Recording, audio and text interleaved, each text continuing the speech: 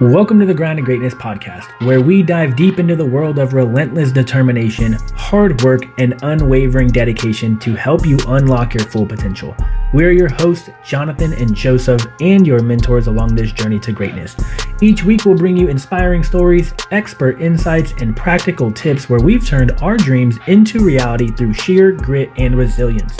Whether you're looking to excel in your career, improve your health and well-being, or simply level up in life, this podcast is your go-to source for strategies, motivation, and the mindset needed to achieve personal excellence. Welcome back to another episode of the Grind to Greatness. This episode is brought to you by Facts Over Fads Nutrition. Are you tired of being bombarded with nutrition fads that constantly let you down or leave you off worse than when you started? Our nutrition philosophy provides you with reliable coaching to make informed, healthy decisions in the direction of your goals. Our approach ensures a well-rounded understanding of nutrition, focusing on sustainable practices for long-term well-being. Our seasoned nutrition experts will guide you every step of the way. Whether you're a beginner or a health enthusiast, we're here to customize a program to your unique needs. Receive customized nutrition plans tailored to your lifestyle, preferences, and goals. There's no one-size-fits-all here. Head over to factsoverfads.com to get signed up today. Jonathan, welcome back, my brother, to another episode. We shifted our filming studio because it's cold as shit outside. And we were shivering and we couldn't talk straight. But this episode will probably be pretty quick. We wanted to bring you guys how to find your purpose. And Jonathan and I's stories are both very vastly different, but I bet we'll connect on a lot of similarities throughout this journey that we both have. Yeah, so I want to talk about purpose, and I want to talk about, because, most people are wandering in life just thinking purpose is going to happen, right? And they're feeling unmotivated. They're waking up and they're doing the same thing every single day for years. There's this quote, Desi hit me with it yesterday. She says, people die in their 30s, but get buried in their 80s. Oh, I like that for sure. And I was all like, babe, let's talk. And me, I love going deep. And so I asked, I was like, well, why do you think that is? And she's like, well, people stop the learning curve around 30. So they stop learning. Whenever you stop learning, you literally die, because now life just happens to you and you're just waiting for the 401k. You're waiting for your life to get comfortable, right? You're waiting for this thing that honestly may never happen, because who says you're going to live to fucking 80 or 70 or 65 or retirement age, right? Who says you're going to live that? Why are you waiting for this thing right here?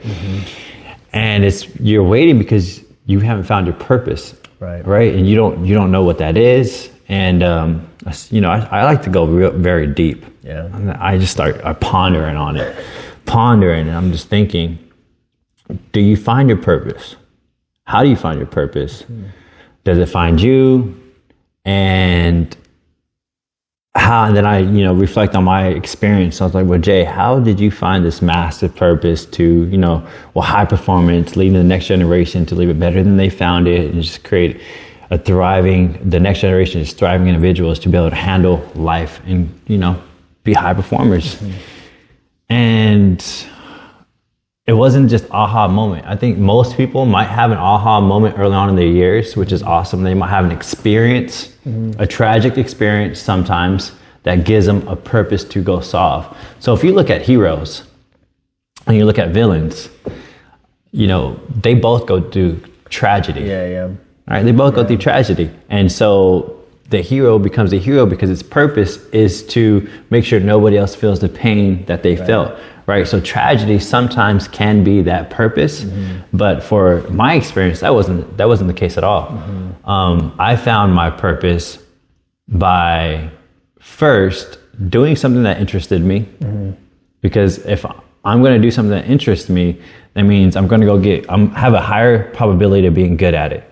All right. And so if I have a higher probability of getting good at it, then I'm going to be higher probability of winning in it and finding success. That started with fitness, right? That's why I said fitness is always the gateway to people's finding their purpose, is because people don't find their purpose because they're not winning and they're not confident. So when I won, I was all like, dream got bigger. Yep. Oh, let's become an entrepreneur. All right, that's maybe, I don't know, that may be the next thing. Yeah. Well, why would you even choose entrepreneurship? You know nothing about it. Well, from getting the body that I wanted through learning and applying at the exact same time, I'll just apply these same principles over here. I don't know if I'm gonna like it. I know I'm going to suck at it, but I know if I put my daily practice in, I'll eventually get good. So did an entrepreneurship, saw success. I was like, oh. Then my dream got bigger. Then it got into real estate, and my exposure got even bigger. And I was like, I'm gonna go down this path. Same thing. Learned, applied, made something almost impossible into something. And then it led me into almost a tragic moment where my business is falling to shits. I have no money. And then kids come into my realm, and I start training them with just nutrition. And then I started to think about, wow, why are these kids seeing faster results than adults? And I ponder, I'm thinking about these hard questions because I love just dissecting things. And I was like, well, what's the difference? And it dawned on me is that these kids are still students. Yeah, they're still learning. Yeah, adults are fucking dumb. Adults stop the learning curve. Yeah. And so now they believe everything on the internet. And so when an expert comes into place, they're like, no, that's not what I seen. No, that's not what, and they stop the learning, and they just want to be told and spoon-fed. I hired you and it's not working. No, you're not working. Yeah. And then I was all like, well, they're still learning. I was like, what if I can teach these kids? And I had another pain point while I was training these kids of my family structure. I was trying to get my son to operate like me. Let's stay routine, let's stay structured, let's have roles, let's live up to high standards, and let's execute at a high level. Because I want my children to grow up to be able to do whatever their dreams are and have the skills of high performance to go and achieve. Because once you have high performance, anything is possible at this point. Right? And I struggled with my children. I was like, man, they're not listening to me. I lead by example. I thought that was good enough. And at the same time, I'm training these kids and they're seeing results, but I was like, how come my kids? And I was like, oh, then I go studying it and I go figure it out. And I was like, study shows that your kids are most likely listen to your friend's parents than you. Yeah. Anyone but the parents. Anybody but the parents. Why? Yeah. Because you're still titled mom and dad. Right. And there's this phenom thing where your kids go stay night at somebody else's house. And you pick your kids up and you're talking to the parents. They're like, oh man, your kid was so respectful, nice, courteous. They helped me with fucking dishes. And you're like, whose kids are you talking to? That's not my fucking kids, right? And then I go deeper. Why? Yeah. I love the fascination of why. And then what it turns out was the brain. They know what the parents are going to do if they don't do the do. It's a known thing. If they don't do what they're supposed to do at somebody else's house, it's unknown what those parents are going to do. So the brain is smart. The fear of the unknown is going to push me to do the right thing. If I don't do what I'm supposed to do, I know mom's going to yell at me and I go back to business. It's the known factor and the unknown factor. And so then I was like, man, I'm going to create a system of behavior and teaching kids high performance. Because if I can do this, then it's not even about nutrition. They can do anything they want to do. Right. And so that became my purpose. But I didn't find it. It was from confidence of doing one thing first, and my dream got bigger. Accomplishing that, then my dream got bigger. And accomplishing that, and then it created itself. What's that word? Where it creates. I know. And I'm not great with words. I know that's something I need to work on. We're always like, what's that word? I'm always like, what's that word? I'm terrible at it. Gosh dang it. It'll come to me. It manifested. I manifested it to this point. Now, I think the easiest place to start with just might be what you're good at. Because it's the easiest thing, right? You always want the least passive resistance. Right. And so that's been my experience. And, me just digging deep of how to find the purpose is I just manifested it from becoming good at certain things, and the dream just got bigger and it evolved into, wow, pop, this is it. This is it. So from that story, what do you pull from it, or how do you relate from your story? 'Cause I know your shit's a little bit different, but what do you think? Man, one, having to be a forever learner that has to be the root of your whole life. And again, there is no end game with learning, or to like your wife's point of you die when you're 30, but you're buried when you're 60 or 70 or 80, whatever. And that's probably what I resonate with the most, because again, y'all have heard our stories, but mine, I wasn't good at anything. And the shit that I'm doing wasn't even my idea. Yeah. You know what I mean? But I have to rise to that level. I have to educate myself. I have to, again, pretty much two things always kind of are drilled into my brain from a young age, which is from my dad. He said, if you want something done right, do it yourself. Mm-hmm. And then always be the hardest worker in the room. And so between those two things, I took that everywhere I went, everywhere. So whether it was the military and being a medic, I went from a combat situation, and honestly, combat medicine is really easy if you can block out the blood, guts, and gore. Like it's very straightforward. There's like, it's bleeding, make it stop bleeding. You can't breathe, make you breathe. That's very simple. So I did that for about 2.5 years. And then my last year and a half in the military, I pivoted to internal medicine, or like everyday primary care, right? Yeah. That shit's complicated because it's like, well, my back hurts. Well, fuck, I got to figure out why your back hurts before I can treat it. Or, I'm sick. Well, shit, is it bronchitis? Is it just the cold? Is it a virus? Is it the flu? Like learning these things and problem solving has carried over into everything that I've done since that moment, and since that learning curve in the military, and also being able to connect each individual field that I've been in. So there's so many times where I'm on a client call today and I'll reference something I learned in the military in the medical field. Yeah.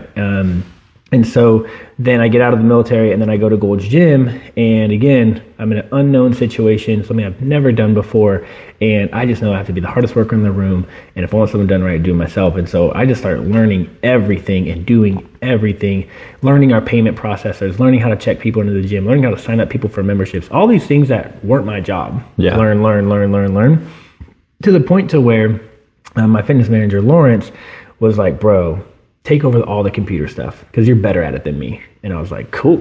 Like, I learned it so well that someone who's been there for years in a fitness manager role, I'm already better at the systems than him within the first couple months. Yeah. Implement and apply it.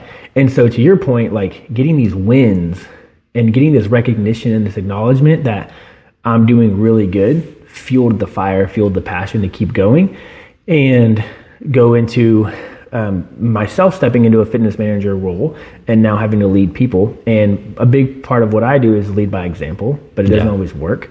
And so I didn't really start to figure out how people tick until probably the last couple of years when I took a deep dive into relationships, communication, thought processes, all of this stuff to hopefully try to connect with people better. Because in the beginning it was just like, well, I'm doing it, why can't you? I'm going to be the hardest worker in the room and you just need to fucking take notes, but again, even as a fitness manager, I was still getting wins. I was still winning. So that fueled my fire to keep going. Go to Camp Gladiator, get early wins there. And luckily I've created such a strong relationship with my clients that when I did Camp Gladiator and branched out as a franchisee, or not a freelance trainer for one-on-ones, all my clients wanted to come with me. And so now I'm having all these people show up to boot camps, plus all these people paying me $50, $60, $70 an hour for one-on-one training. I was like living the dream. Are you asking yourself what your purpose is at any time, or you're just going? I'm just going. You're just going. I'm just taking wins and pivoting and wins and pivoting and wins and learning the whole way. I will learn from anyone and everyone. Sometimes I learn I'm not going to do that. That's not what I'm going to do. But I'm always learning. And and again, the freelance thing wasn't even my idea. One of my coaches or one of my clients was a coach for this gym that was opening up. And she was like, hey, you want to come over here and train? And I was like, I guess. Like, let me reach out to my clients and see if someone wants to come back from Gold's Gym, because I haven't been training at Gold's Gym. So I was like, let me reach out to those people and see if they want to come train over here. And everyone was like, yeah, I had like 15 clients like the next day. And then starting Facts Over Fads Nutrition, as you know, was my only idea. It was my only thing, but it was because I saw a missing link to what I was doing, which was what we talked about earlier, was I train my clients and I never talk to you again. I see you Monday, Wednesday, Friday, 5 a.m. and I'm not filling the gaps with more communication, more education, more support, more accountability. Yeah. So I was like, let me get into the online world. Let me see if there's an app out there that I can give you more workouts, give you more nutrition, give you more communication in a centralized location for me. And again, these wins are just kind of fueling my fire. And since I went from health to fitness to nutrition, it's all relatively connected. I tell people all the time, like, if this fails, I don't know what I'll do. Yeah. This is like what I've done since 2010. I've been doing this for 14 years. Yeah. Like, don't ask me to change your tire on your car. Don't ask me to change your oil. Like, this is what so my passion and my purpose now was only rooted and grew because of my daily, weekly, monthly, quarterly, annually wins. Yeah. And now I'm like, this is where I belong. Yeah. You know. So during your story, so we have something very in common. All right. We just grew. And we kept growing. Yeah. And we didn't stop. So the key thing is, you know, same thing that goes back to that quote, you know, don't die in your 30s, right? Yeah. Another conversation comes up because I forgot a pivotal part of why my dream got bigger. When I saw success, I asked myself, what do I want in life? I think most people don't really know what they want in life. Yeah. It's not clear early on because it's not achievable. Right. So your mind doesn't start thinking off. When you start winning, you start becoming clear what you're capable of doing. You literally can create your entire life. And so you start asking yourself, you know, what do you want? I remember I went to a conference, they asked you, what do you want? Write down, where do you want to live? How many houses you want? What kind of car you want? What does the kitchen look like? And it just started opening up. I was like, I don't know what I want, right? Yeah. No, if you don't know what you want, then how are you ever going to get it? Yeah. And then so when I started seeing success and I saw more success, your mind grows and it gets bigger. Yeah. And so my dreams got bigger. But I had to know what I wanted to be sure that I know what I'm doing is going to equate my dream. Yeah. And so it's very important when I started real estate. Like, why did I start real estate? Well, because when I wrote down everything I wanted, I need hundreds of thousands of dollars a month. Yeah. Right? And I said, okay, what vehicle is going to get me here? Yeah. Google. Like, it was like literally that day. How can I make Two things popped up. Business and investing. Yeah. When your dreams get bigger, shit becomes very narrow. Yeah. When your dreams are fucking small, well, you can do 1,000 different things. And if you have 1,000 different options, that is anxiety. Which one was the best? Yeah. But when you start 10X in your dreams, things start to get clear. So now there's only really two options at this point, business or investing. Then, okay, cool. What is invest? I had no idea. Yeah. Oh, there's private, there's real estate, there's stock, there's business invest. Like there's all that. I'm like, oh, well, which one sounds more appealing to me? Yeah. And then it's just like nutrition. Then I started studying the different nutrition methods, but I started studying the different investing methods. And I'm like, okay. I was like, well, I want a Lamborghini. Like I really do want a Lamborghini. Yeah. Why? Not for its status. It's because as a boy, I collected all the fucking colored Lamborghinis and I just knew one day I was gonna have a fucking Lamborghini. Yep.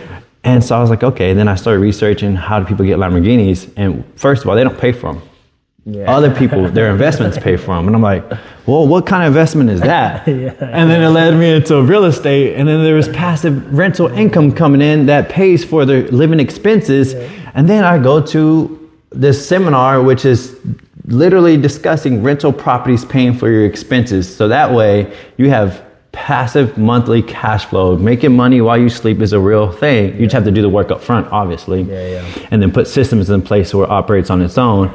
I'm like, well, this looks like it's going to create my vision for my life. Right. Do you know what you're doing? No.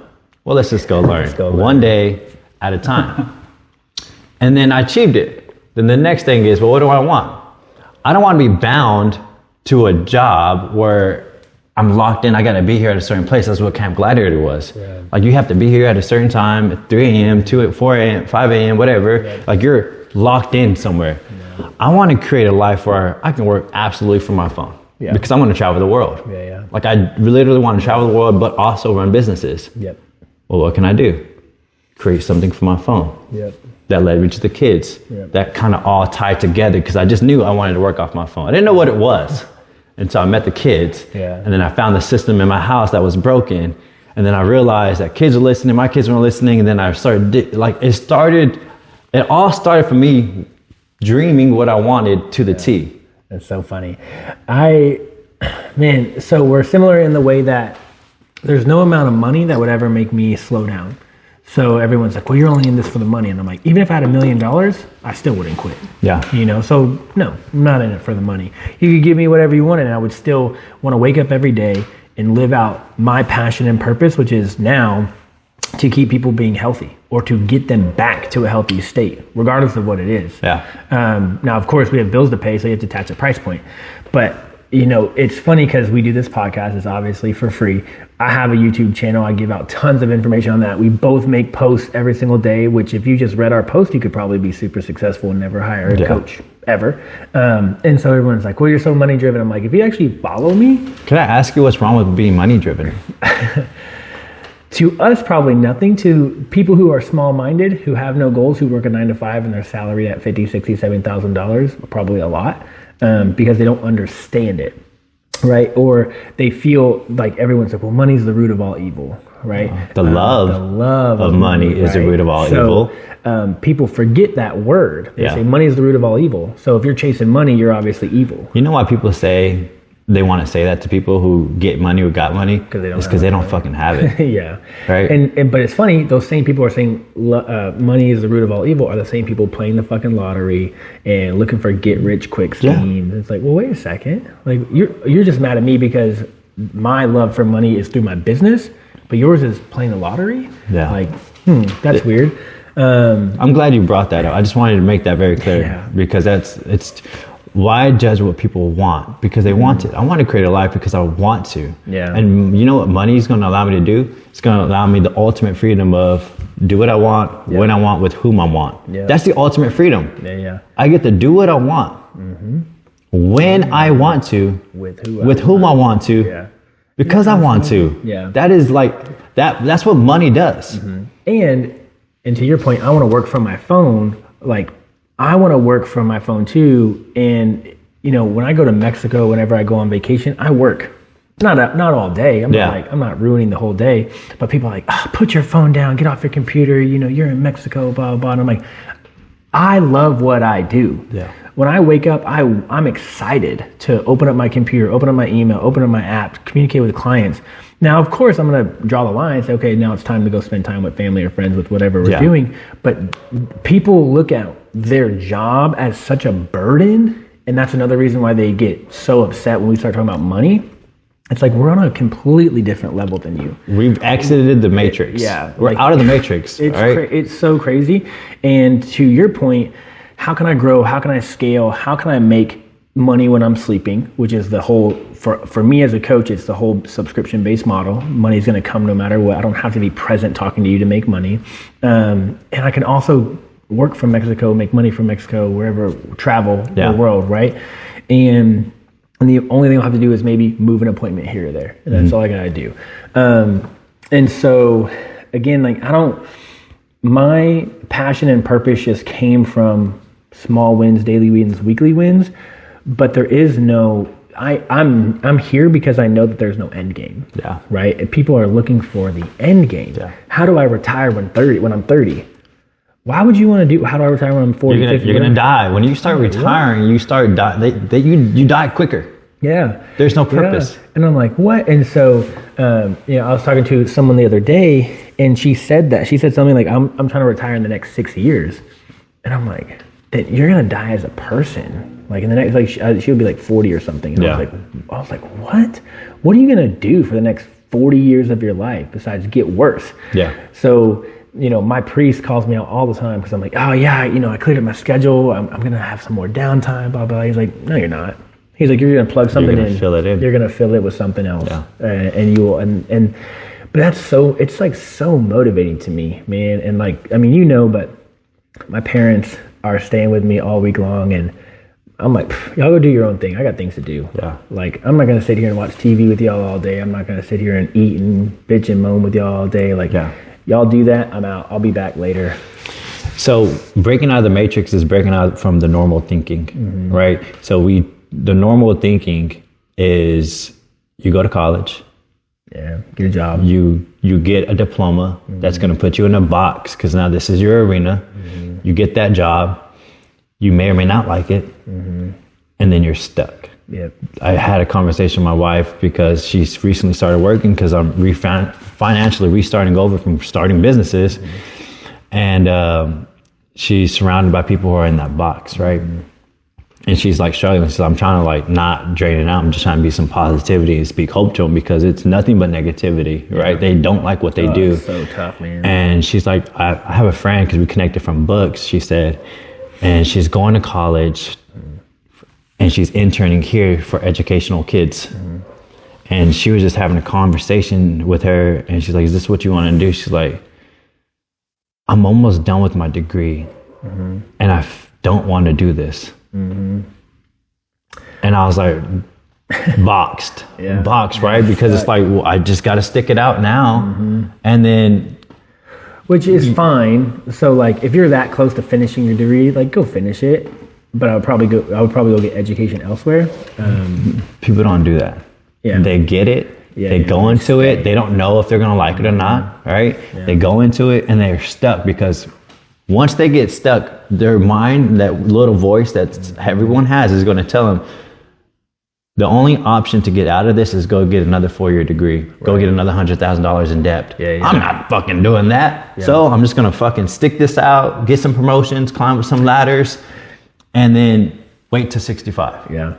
Because the thought of having to go back to college, because we think that college is necessary to be able to achieve what you're trying to achieve, that if I had that thought process, fuck that, I wouldn't go back to 4 years either.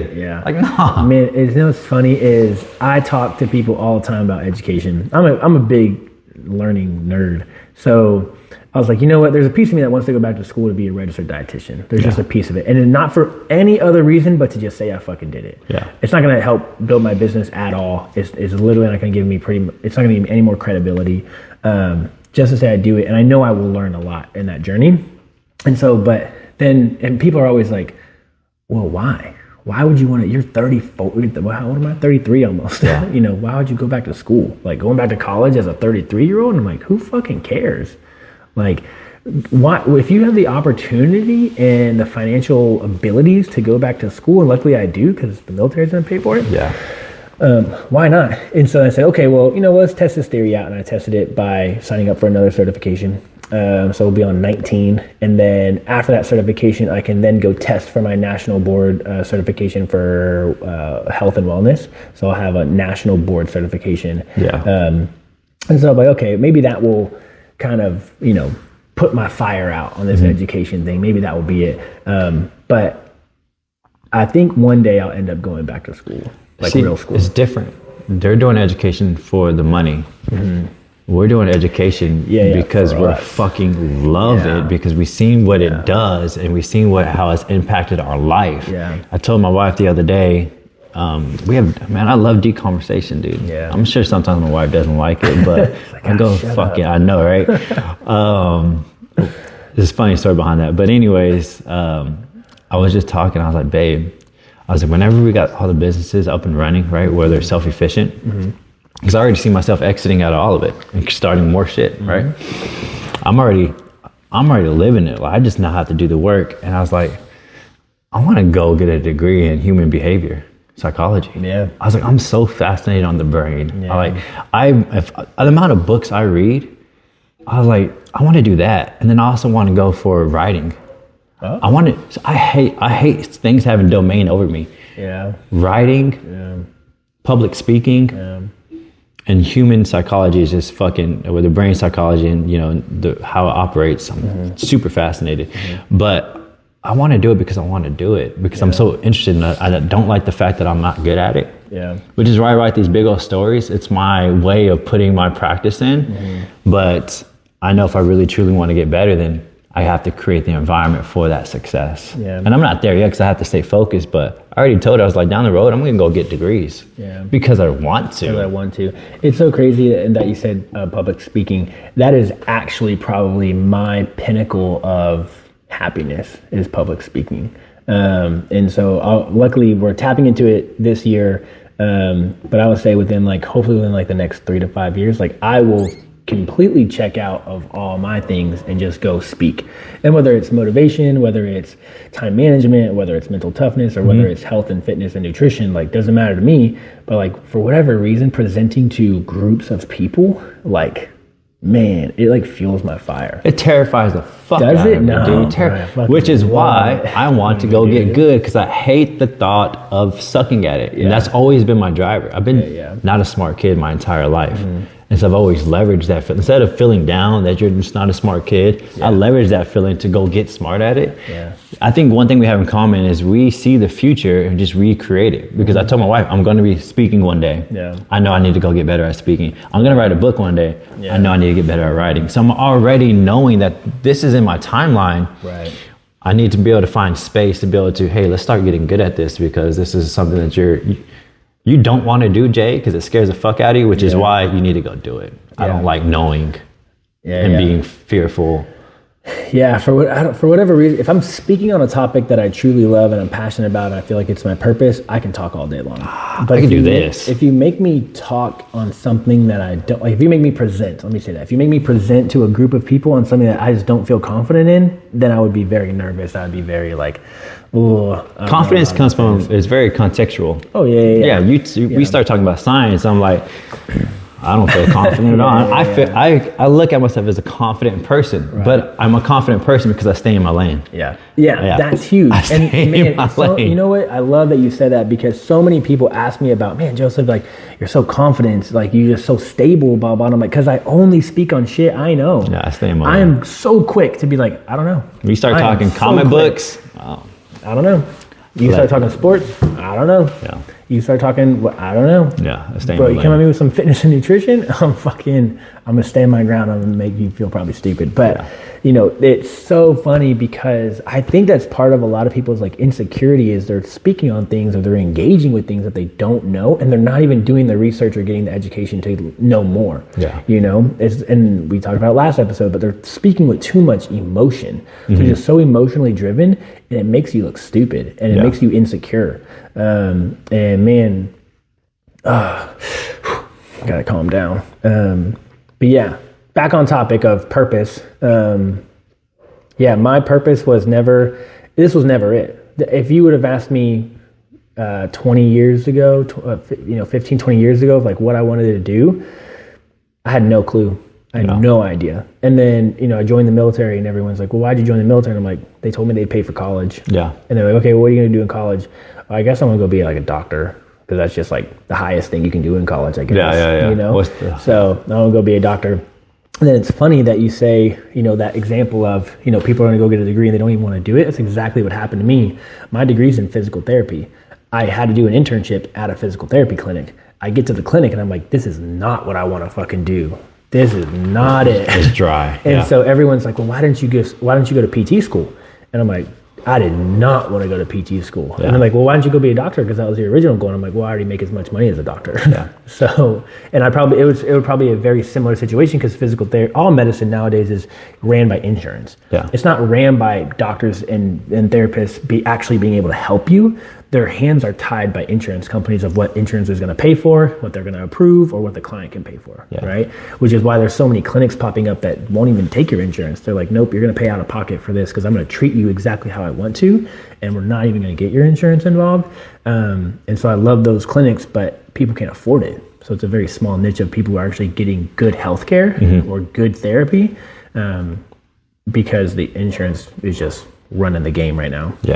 So sucks. I think one of the biggest things that somebody can do early on, and even later on, is try as many things out as possible. I would say if you're in your 20s, try as many things out as possible, because then you can figure out what you don't want to do.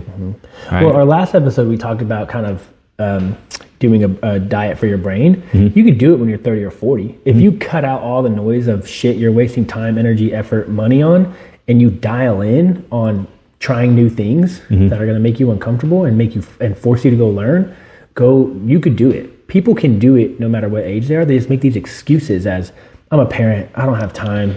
Well, then we create, that's like one of the first things I teach my athletes is, I try to let them know that, because, their first excuse is, I wake up, I have school, I have all these responsibilities. I get home at 10. I was like, cool. I was like, when school's over, you're going to get a job and you're still not going to have any time. Yeah. I was like, so I'm teaching you right now how to create time. We just wake up earlier, right? We create that time. But I think also with what you're saying is, you don't have to be a certain age, but what you do need to do is you have to get good at something. And most people don't start nothing because they're not good at it. So if you can get over that framework of knowing that you're not going to be good at it and you just got to do it anyways, and eventually if you put your practice in, if you look at everything as a skill, then you're just going to have to go through the suck and get good at it to eventually know it doesn't get fun until you're good at it. Right. So most people stop as, well, I'm not good at it, it's not for me. Yeah. Well, I think they need to, I'm not good at it yet. Right. Is the key word. Huge, yeah. And then apply the framework of learn and work together and create an environment where you can be successful and just think long term, because you're not stuck. Nobody's stuck. I made a post. Yeah. Like I don't care who you are. The fucking KFC guy built his business at age 65. Yeah. You're not stuck. I didn't know that. Oh, dang, what? I didn't know he was 65. He was fucking 65. He was about to die. The Colonel, when he created KFC. Shit, I didn't know like that. Nobody's stuck. But you create this framework, and you're limited to your beliefs. You think you're stuck. You're not stuck. You don't have to go back to school. Right. Once you're in a career, all you have to do is, I don't like where I'm at. Yeah. What do you want? Right. Okay. What vehicle is going to get me there? Right. Okay. What courses and books do I need to take that are absolute? What free options do I have to go build skills to get me here? Okay, let's go through the suck of becoming good at it, and let's learn and do, and then let's actually get good at it. Okay. Yep. Oh shit, I'm already here. Yeah. I did it. I was like, oh shit, because I just did one thing after the other, after the other, after the other. I created the event. It's so simple. All you have to do is envision it. Yeah. And then find what vehicle is going to take you there and go do it. Yep. Learn and do. I like that. Learn and do. And then what you said earlier was try a whole bunch of shit. If you don't know, try a whole bunch of shit and figure out what interests you most. Figure out where you're able to get the wins and how do those wins feel. Yeah. Right. So you could win and just be like, meh. But if you win, you're like, man, that was badass. Like when we talked about last time of like, man, when I would go get, a new client and you'd be so excited to get someone to sign a fucking piece of paper that says, yes, I'll train with you. Yeah. That shit was so motivating to me. And so that fueled my fire to want to keep going and keep winning in that direction versus any other direction. So trying out a bunch of stuff. Dude, you just hit a question. So I was listening to a podcast and it's always about life coaching because this guy who coaches entrepreneurs who make over millions of dollars. And he coaches them because they come to him and they're like, yo, I'm making all this money, but my life still sucks. Yeah. And they're like, well, why don't you like it? Because he's doing something he doesn't want to do, but it creates all this income. Yeah. And so this one question cured everything. Okay. What would you do for free? Yeah, I'm gonna do that. And because whatever that is, you can go and create money from this. Right. Yeah. But what would you do for free? And I would train kids to help them become high performers so they can feel this feel. Yep. Hell yeah. Honestly, again, I know I said public speaking would be the pinnacle. I would absolutely do that for free. If anyone invited me to go speak, I'd be like, yep, I'll be there for free. You say so quickly. I would say yes, but I would be like, yes, because I know I need to. But I was scared. Well, it's funny because we just created a partnership with a company in Houston, and if you guys don't know, I'm in Austin. We're in Austin, and so it's like what two and a half hour drive to Houston. And they asked me, they said, hey, we're gonna do this partnership, we're gonna do this challenge. Can you come and speak at the opening seminar of the challenge? I was like, yep. I didn't even question it. Don't care what day it is, don't care what time it is, don't care how far it is. I'm going. I was just listening to Inky Johnson and Ed Milet, and Inky drove 13 hours round trip to get to Ed's house. He didn't even fly. Fuck. He drove. He was just like, yep, we got in the car, fucking drove to go be on his podcast. And because that's his thing. That's and Ed even was like, it's unheard of. It's unheard of for people to want to drive 7.5 hours each direction to sit for an hour and a half in a podcast, to turn around and go right back home. I'm going to do it 4 total times for this company in Houston just to present. Yeah. So I'll do it for free. Fuck yeah. Well, ask yourself that question. Envision your future and ask her what's going to get you there. Yeah. And if you do it that way, you may not like it, but if you want to create the future, then go through that suck and become good at it. Yeah. And eventually throughout the wins, you build confidence, and then purpose will come. Yeah. Right. Just create your fucking life. Yeah. Create it. Yep. I love it. All right, guys. All right. Well, that's all we got for you. Like always, be sure to share this podcast with anybody that you love. We made you laugh. You got some good content. Share it, guys. You got to share it. This is how you're going to help us impact as many people as possible. And as always, don't work to keep up, work to separate. Hell yeah.